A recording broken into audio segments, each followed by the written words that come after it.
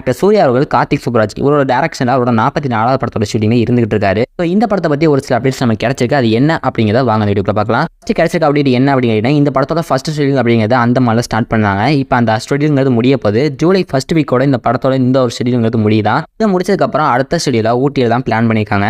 இந்த சூர்யா 44 இந்த படத்தில் நம்ம சூர்யா அவர்கள் டூயல் ரோலும் நடிக்கிறாரு அப்படிங்கிற மாதிரி அப்டேட் இப்போ கிடைச்சிருக்கு.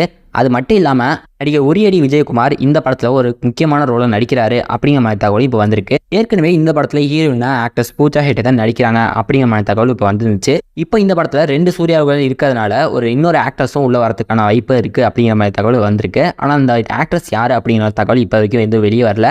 இந்த படத்தை 2 ஆக்டர்ஸ் நடிக்கிறதுக்கு வாய்ப்பு இருக்குது அப்படிங்கிற மாதிரி அப்டேட் தான் இப்போ கிடைச்சிருக்கு.